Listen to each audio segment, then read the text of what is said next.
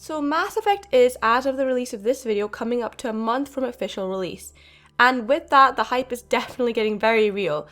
And though it's already stated that Mass Effect Andromeda is a standalone adventure, I think it'll be helpful to look back at the trilogy and briefly recap the story, especially for those of you who haven't had a chance to play it yet.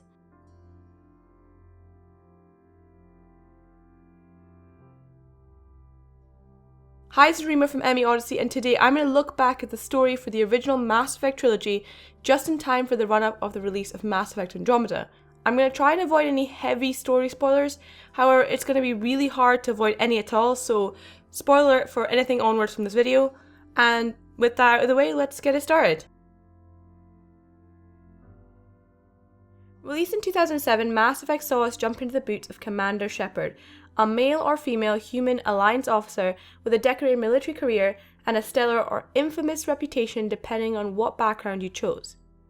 Set in 2183, the Milky Way galaxy is in a time of relative peace, although not entirely, and humanity, though part of the galactic community, is still a relative newcomer to it all, still vying for a seat on the Citadel Council. Located on the Citadel, a majestic and huge space station that is the heart of the galaxy's political, commercial, and cultural power, lies the Citadel Council. The Council itself is made up of 3 alien races, the intelligent and hyperactive Solarian, the regimented and direct Turians, and the poised and righteous Asari. Though the Council cannot interfere with the affairs of different races, they uphold laws and treaties in a large section of the galaxy, and they have Spectres, special tactics and reconnaissance agents that ensure their will. Spectres are basically a galactic private police force that are only made up of the best military personnel from the different Council races. Now, Shepard is under consideration to become a Spectre, and as part of their evaluation, they will be escorting Turian Spectre Nihilus to Eden Prime to recover a Prothean beacon, along with the crew of the Normandy, an experimental Alliance stealth ship. Along with yourself, there's ship pilot and all-round comedy relief Jeff Joker Moreau, ship captain and father figure David Anderson, and your loyal right-hand man Caden Alenko. All things start off fine and dandy until you actually reach Eden Prime, where the colony is under attack from a sentient robotic race known as the Geth. Shepard, Caden, and redshirt Richard Jenkins head down to the planet following Nihilus and try to find out what's happening. What results is a revelation that Serenitarius, a fellow Spectre, has led the Geth to attack the planet and is trying to recover the Prothean beacon for himself, and that he's being aided by some ancient ship called Sovereign. Shepard finally reaches the beacon only to find Saren gone, and as Shepard interacts with the beacon, they are shown visions of death, destruction, and terror, so all round not very good times. What follows is an adventure to stop Saren, however along the way, Shepard learns more about the history of the galaxy, more about the long-gone Prothean race, and an ancient evil looming over the galaxy. Shepard then also gathers a team of skilled but eccentric personalities, including Dr. Liara Tosoni, a young Asari scientist who's fascinated with Prothean history and whose mother, Matriarch Benezia, is entangled with Saren. Then there's Tali Zora Narea, a young and adventurous Quarian engineer who, while on a pilgrimage, stumbles upon Saren's plan.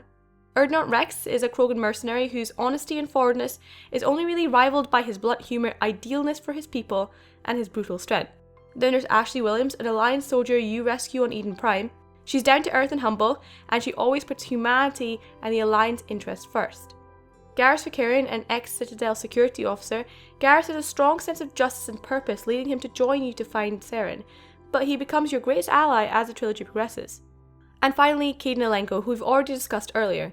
A resilient human biotic who strives to always stand up for others, Caden generally follows his convictions and his loyalty to you. Now, here comes a pretty big spoiler that we can't really avoid for the rest of this video, so I'm going to give you fair warning before we proceed. Ready? Alright. As Shepard and their team track down Saren, they learn that Sovereign, Saren's ancient ship, is actually a Reaper, one of an ancient synthetic race that harvests all advanced life every 50,000 years, and have returned to do so again, and that Saren is just a tool for Sovereign, indoctrinated and brainwashed to do its bidding. Armed with that knowledge and their badass squad, Shepard aims to stop Saren, Sovereign, and save the galaxy. Set 2 years after the first game, Shepard and the Normandy are ambushed while on a routine mission by a mysterious ship. The Normandy is destroyed and Shepard is killed, burning up on re-entry to the planet below. However, Shepard isn't done yet, and is seemingly brought back to life by Cerberus, a pro-human splinter group, for one sole purpose: to stop the Reapers. The leader of Cerberus, the robotic-eyed elusive man, says that human colonies are being attacked, and he believes the Reapers are behind it. He also believes that only you can stop it, as the galaxy doesn't fully believe the Reapers exist, and to be fair, nobody else can even challenge the big bads other than Shepard.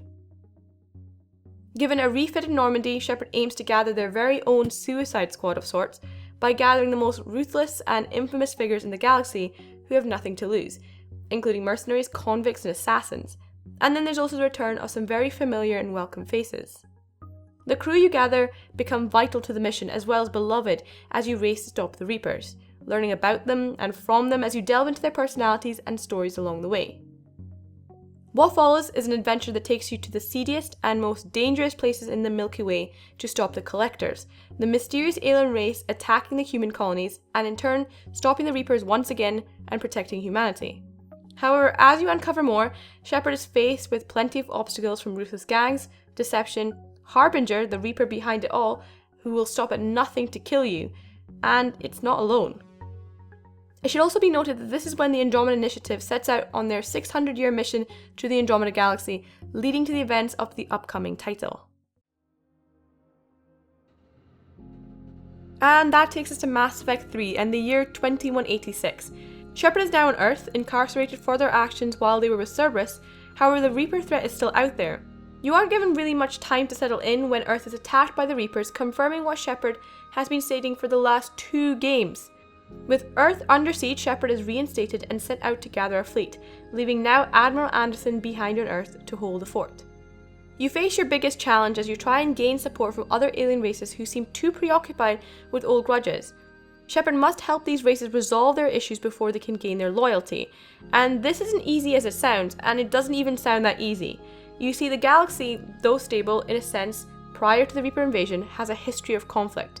For example, the Turians and humans, though now at peace, came to blows in the First Contact War when they met. The Turians and Solarians helped engineer a bioweapon called the Genophage and unleashed it upon the Krogans, who at the time were rapidly expanding and rebelling against the Council.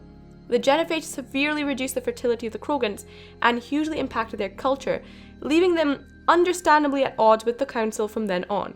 And finally, there's a continued conflict between the Quarians and the Geth, the race of artificial intelligence they created, then tried to subjugate, leading the Geth to rebel and drive the Quarians from their homeworld of Rannoch. Along with trying to play diplomat, Shepard also finds himself battling against former ally Cerberus, who are vying for the same technology as Shepard, who's trying to put an end to the Reapers once and for all. A few new faces join the war alongside many of your old friends who've come back to help win this war, as part of your team and as part of the bigger picture of the Reaper War. Mass Effect 3 acts as an epic conclusion to the trilogy that shows a galaxy torn apart from war that Shepard has to put to rest. Along the way, they encounter obstacle after obstacle and tragedy that sees them saying goodbye to the closest around them, finally leading them back to Earth for their final push. So that's hopefully a concise summary of the story of the Mass Effect trilogy that gets you all caught up before the release of Mass Effect Andromeda. The story of Commander Shepard is an epic one of perseverance, tragedy, and emotion, and of course their quest for love. # sweet space banging. Sorry, I couldn't help myself. And as we say goodbye to the Commander, it's nice to look forward to what we're sure will be another epic saga in the Mass Effect universe. And with that, I ask you, what is your favourite moment in the Mass Effect trilogy? Let us know in the comments below, and if you like this video, please like and subscribe, and please share this video to help the channel grow. Thank you so much for watching, guys, and I look forward to seeing you next time.